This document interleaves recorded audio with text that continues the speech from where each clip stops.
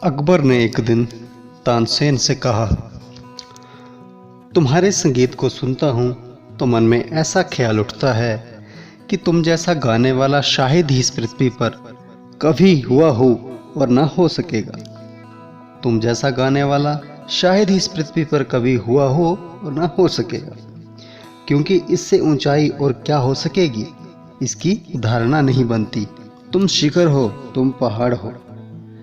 लेकिन कल रात जब तुम्हें विदा किया था और सोने लगा, तब अचानक ख्याल आया, हो सकता है तुमने भी किसी से सीखा है, तुम्हारा भी कोई गुरु रहा हो।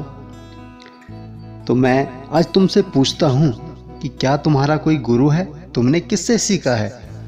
तो तानसेन ने कहा, मैं कुछ भी नहीं हूँ गुरु के सामने जिनसे मैंने सीखा है। मैं तो उनके चरणों की धूल भी नहीं हूँ, इसलिए वो ख्याल मन से छोड़ दो। शिखर भूमि भी नहीं हूँ मैं उनके सामने, लेकिन आपने मुझे ही जाना है, इसलिए शायद आपको मैं शिखर मालूम पड़ता हूँ। ऊंट जब पहाड़ के करीब आता है तब उसे पता चलता है, अन्यथा वो पहाड़ ही होता है। जब तानसेन ने कहा कि मैं गुरु के चरणों में बैठा हूँ, मैं कुछ भी नहीं हूँ, कभी उनके चरणों में बैठने की योग्यता भी हो जाए तो समझूंगा कि मैंने कुछ पा लिया। तो अकबर ने कहा, तुम्हारे गुरु जीवित हों तो तत्क्षण अभी उन्हें आज ले आओ, मैं सुनना चाहूँगा। पर तानसेन ने कहा, यही तो कठिनाई है, जीवित वे हैं लेकिन उन्हें लाया नहीं जा सकता है। अकबर ने कहा, जो भी करना हो तैयारी है, जो भी हो, जो भी इच्छा हो देंगे, तुम जो कहो वही देंगे।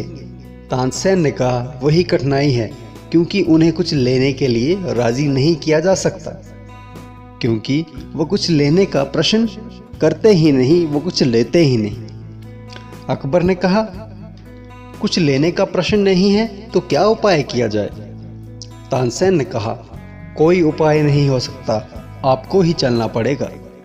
तो उन्होंने कहा, मैं अभी चलने को तैयार हूँ। तानसेन ने कहा, अभी चलने से तो कोई सार नहीं, क्योंकि कहने से वो गाएंगे नहीं। ऐसा नहीं है कि वो गाते बजाते नहीं हैं, तब कोई सुन ले बात और है। तो मैं पता लगाता हूँ कि वो कब गाते बजाते हैं, तब हम चलेंगे। पता चला हरिदास नामक फकीर उसके गुरु थे, यमुना के किनारे रहते थे। पता चला रात 3 बजे उठकर गाते हैं, नाचते हैं, तो शायद ही दुनिया में किसी अकबर की हैसियत के सम्राट ने 3 बजे रात कर उठकर चोरी से संगीतज्ञ को सुना हो। अकबर और तानसेन चोरी से झोपड़ी के बाहर ठंडी रात में छिपकर बैठ गए। पूरी रात इंतजार करने के बाद जब सुबह सुबह हरिदास जी ने भक्ति भाव में गीत गाया और मस्त होकर डोलने लगे, तब अकबर की आंखों से झरझर आंसू गिर रहे थे। वे केवल मंत्रमुग्ध होकर सुनते रहे, एक भी शब्द नहीं बोले। संगीत बंद हुआ, वापस घर जाने लगे। सुबह की लाली आसमान पर फैल रही थी। अकबर शांत मौन चलते रहे, रास्ते भर तानसेन से कुछ नहीं बोले। महल के द्वार पर जाकर तानसेन से केवल इतना कहा, अब तक सोचता था कि तुम जैसा कोई भी गा बजा नहीं सकता, लेकिन यह भ्रम मेरा आज टूट गया। अब सोचता हूँ कि तुम हो ही कहाँ, लेकिन क्या बात है, तुम अपने गुरु जैसा क्यों नहीं गा सकते हो? तानसेन ने कहा, बात बहुत साफ है, मैं कुछ पाने के लिए बजाता हूँ और मेरे गुरु ने कुछ पा लिया है। वे गाते बजाते हैं, मेरे बजाने के आगे कुछ लक्ष्य है जो मुझे मिले, उसमें मेरे प्राण हैं, इसलिए बजाने में मेरे प्राण कभी नहीं हो पाते। गाते बजाते समय सदा अधूरा रहता हूँ, अंश हूँ। अगर बिना गाए बजाए भी वो मुझे मिल जाए जो मुझे गाने से मिलता है, तो गाने बजाने को फेंक कर मैं उसे पा लूँगा। गाना मेरे लिए साधन है, साध्य नहीं। साध्य कहीं और है, भविष्य में, यश में, धन में, प्रतिष्ठा में। साध्य कहीं और है। संगीत बिना साधन है। संगीत सिर्फ साधन है। साधन कभी आत्मा नहीं बन सकता, साध्य ही आत्मा का वास होता है। अगर साध्य बिना साधन मिल जाए तो साध को छोड़ दूं, मैं अभी साध को छोड़ दूं, लेकिन नहीं मिलता साधन के बिना, इसलिए साधन को खींचता हूं। इसलिए मेरी दृष्टि और प्राण और आकांक्षा सब और घूमता है, और वे सब कुछ साध्य के निकट ही घूमता है। लेकिन आप जिनको सुनकर आ रहे हैं, संगीत उनके लिए कुछ पाने का साधन नहीं है।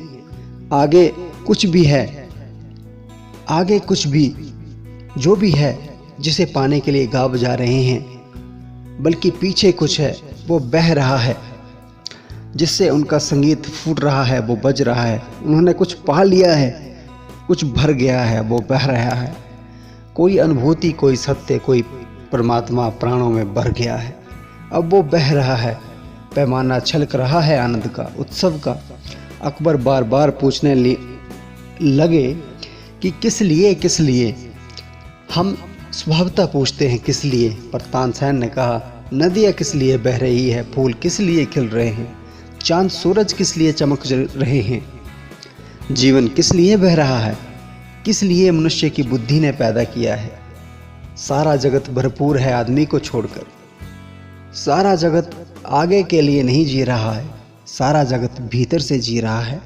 फूल खिल रहे हैं, खिलने का आनंद है। सूर्य निकलता है, निकलने में आनंद है। पक्षी गीत गा रहे हैं, गाने में आनंद है। हवाएं बह रही हैं, चांद तारे आकाश गंगाएं चमक रही हैं। चारों तरफ एक उत्सव का माहौल है, पर आदमी इस बीच कैसा पत्थर और बेजान सा हो गया है। आनंद अभी है, यही है, स्वयं में बिराजने में है, अपने आप में होने में है, अभी और यहीं। तो ये थे फकीर हरिदास और उनके शिष्य और अकबर की कहानी।